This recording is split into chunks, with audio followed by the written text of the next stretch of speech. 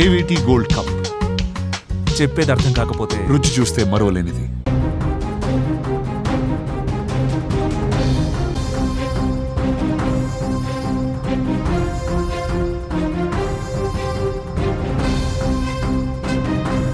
టాలీవుడ్ ప్రముఖ హాస్య దిగ్గజం బ్రహ్మానందం అన్నయ్య శ్రీవదన్ ఎమోషనల్గా మాట్లాడారు.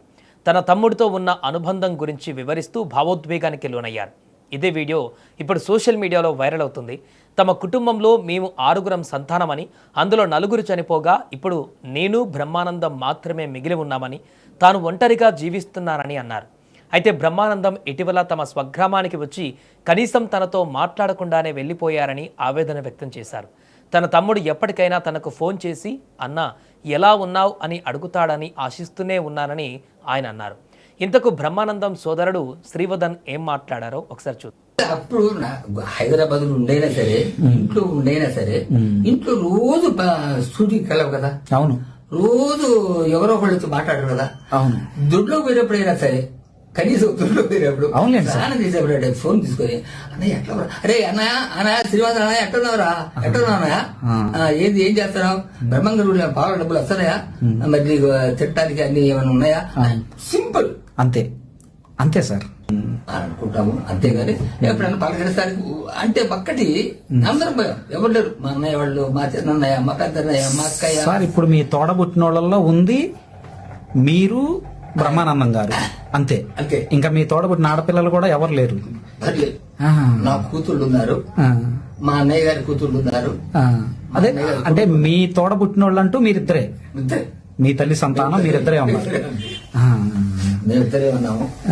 ఎప్పుడైనా వచ్చి వెళ్తా ఉంటారు సార్ మీ దగ్గరికి? అంటే తక్కువ, ఎప్పుడు వస్తాడు కానీ నేను కూడా, ఎందుకంటే ఒకటే వేసుకుంది నేను చెప్తూనే.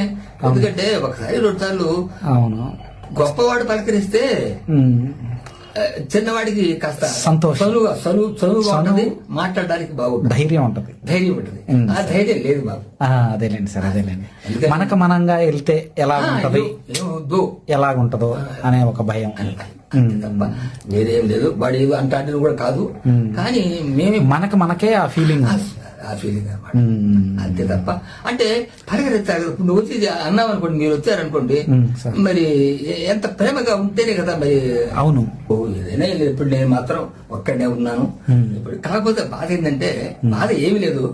ఏమన్నా ఎట్లా ఉన్నావురా అనా, ఆ ఒక్క మాట, ఆ ఒక్క మాటే సార్. ఏమనుకోండి, ఇది చూపించమాలండి నాకు. ఎందుకంటే ఎట్లా ఉన్నామన్నాయా, ఏంది ఏం చేస్తున్నావు అవును అంటే ఎంతో, అసలు డబ్బు ఎక్కర్లేదు. డబ్బులు ఎక్కర్లేదండి. వచ్చాడంట, నాకు తెలియదు నిన్ననో ఇవాడు. ఇప్పుడు నాకు బాధేసింది. నేనేం నడవలేను, పెట్టలేను. అవునండి సార్, అవును. నడవగలుగుతాను కూడా చిన్నగా. ఎక్కడుంటాడు ఏమిటో, అది ఎట్లా పోవాలో ఏమిటి, అంతమంది జనాల్లో ఎత్తుక్కొని వెళ్ళాలి.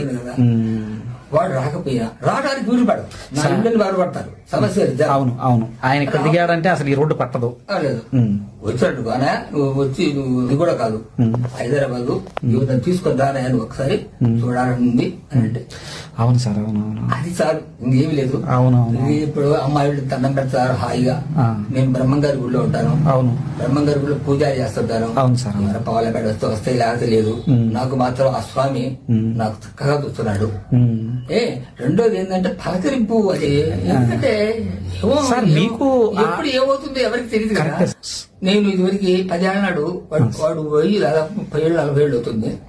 నేను అప్పట్లో నేను కూడా పాటలు పాడతాను, నేను కూడా నాటకాలు వేస్తాను.